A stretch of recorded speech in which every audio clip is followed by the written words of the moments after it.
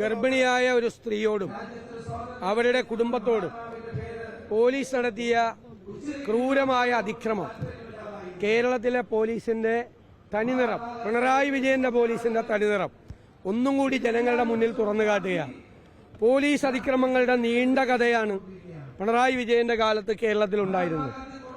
ഈ അതിക്രമം ഒരു ഭർത്താവിനെ പിടിച്ചുകൊണ്ടുപോയി നിസാരമായ ഒരു കാര്യത്തിന് ക്രൂരമായി പോലീസ് സ്റ്റേഷനിൽ വെച്ച് മർദ്ദിക്കുന്നത് അറിഞ്ഞ ഗർഭിണിയായ ഭാര്യയാണ് കുഞ്ഞുങ്ങളുമൊത്ത് പോലീസ് സ്റ്റേഷനിൽ വന്നത്. അവരുടെ മുമ്പിൽ വെച്ചും ഭർത്താവിനെ മർദ്ദിക്കുന്നത് കണ്ടാണ് അവർ ബഹളമുണ്ടാക്കിയത്. അപ്പോൾ അവരോടും ക്രൂരമായിട്ടാണ് അവരെയും മർദ്ദിച്ചത്. ഇത് കേട്ടുകേൾവി പോലും ഇല്ലാത്തൊരു കാര്യമാണ്. ഒരു ഗർഭിണിയായ സ്ത്രീയെ, കുഞ്ഞുങ്ങളുമായി വന്ന സ്ത്രീയെ ഒരു പോലീസ് ഉദ്യോഗസ്ഥൻ ക്രൂരമായി മർദ്ദിക്കുന്നു. ഇത് 2024 ഈ പരാതി ആഭ്യന്തര വകുപ്പിന്റെ ചുമതലയിലുള്ള മുഖ്യമന്ത്രിയുടെ കയ്യിൽ കിട്ടിയതാണ്. അതിനെക്കുറിച്ച് ഒരു നടപടിയും എടുക്കാതെയാണ് മുഖ്യമന്ത്രി ഇത് ഒളിച്ചുവെച്ചത്. എന്നിട്ട് അന്വേഷണം നടത്തിയെന്നാ പറയുന്നത്.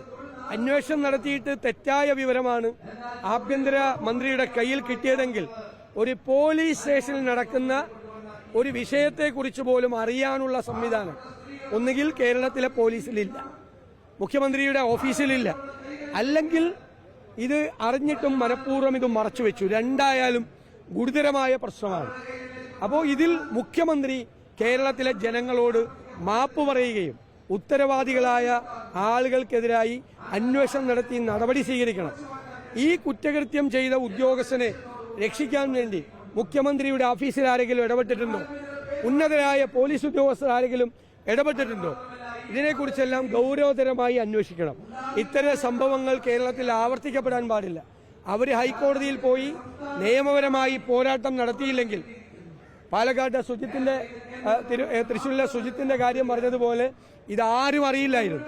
പോലീസ് സ്റ്റേഷനുകളിൽ നടക്കുന്നതിന്റെ 100-1 വിവരങ്ങൾ പുറത്തു വരുന്നില്ല.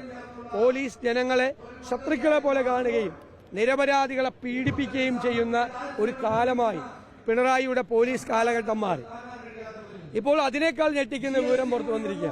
ക്രിമിനലുകളുടെ കയ്യിൽ നിന്ന് കൈക്കൂലി വാങ്ങി DIG റാങ്കിലുള്ള ഒരാൾ ആളെ പരോളിൽ വിടുന്നു. TP ചന്ദ്രശേഖരൻ കേസിലെ പ്രതികളെ വരെ പണം വാങ്ങിച്ച് പുറത്തുവിട്ടു എന്നുള്ള ആരോപണമാണ്. അപ്പൊ കൊടും ക്രിമിനലുകൾ പണം കൊടുത്താൽ ഈ പിണറായി സർക്കാരിന്റെ കാലത്ത് ജയിലിൽ നിന്നും വീട്ടിൽ പോയിരിക്കാം, പരോളിൽ, ജയിൽവാസം ഇല്ല. അപ്പൊ ഉന്നതരായ ഉദ്യോഗസ്ഥന്മാർ പോലും ഈ പണം മേടിച്ച്, കൈക്കൂലി മേടിച്ച് പരോളിൽ ആളെ വിടുന്നു എന്ന് പറഞ്ഞാൽ സ്കോട്ട്ലൻഡ് യാർഡിനെ വെല്ലുന്ന പോലീസായിരുന്ന കേരളത്തിലെ പോലീസിനെ ഈ പിണറായി വിജയന്റെ കാലത്ത് എത്രമാത്രം അധപ്പതിപ്പിച്ചു എന്നതിന്റെ ഏറ്റവും പുതിയ തെളിവാണ് ഇപ്പോൾ വന്നിരിക്കുന്നത്. ഈ സുജിത്തിന്റെ കാര്യത്തിൽ സംഭവിച്ചത് ഈ രേഖകളെല്ലാം പുറത്തു വന്നു. അന്ന് നിയമസഭയിൽ അടിയന്തര പ്രമേയം കൊണ്ടുവന്നു. അന്ന് മുഖ്യമന്ത്രി നൽകിയ ഉറപ്പ് പോലും 4 മാസമായിട്ട് എവിടെ എത്തിയിട്ടില്ല, ഇതുവരെ പാലിക്കപ്പെട്ടിട്ടില്ല. കാരണം ഈ ക്രിമിനലുകളായ പോലീസുകാരെ സംരക്ഷിക്കുന്നത് CPM ആണ്, മുഖ്യമന്ത്രിയുടെ ഓഫീസുമാണ്. CPM പറയുന്നു, മുഖ്യമന്ത്രിയുടെ ഓഫീസ് പ്രൊട്ടക്ട് ചെയ്യുന്നു. ഈ 2024 നടന്ന ഈ സംഭവം മുഖ്യമന്ത്രിയും മുഖ്യമന്ത്രിയുടെ ഓഫീസും അറിഞ്ഞില്ല എന്ന് പറഞ്ഞാൽ എന്തിനാണ് അദ്ദേഹം ഈ സ്ഥാനത്തിരിക്കുന്നത്? എന്തിനാണ്? അവര് പരാതി കൊടുത്തിട്ടും ഈ പോലീസ് സ്റ്റേഷനിൽ നടന്ന ഈ ക്രൂരമായ അതിക്രമത്തെക്കുറിച്ച് ആഭ്യന്തര വകുപ്പിന്റെ ചുമതലയിൽ ഇരിക്കുന്ന മുഖ്യമന്ത്രി അറിഞ്ഞില്ല എന്ന് പറഞ്ഞാൽ ഒറ്റ ചോദ്യമുള്ളൂ, എന്തിനാണ് അവിടെ ഇരിക്കുന്നത്? എന്തിനാണ് അവിടെ ഇരിക്കുന്നത്? അതാണ് ചോദ്യം.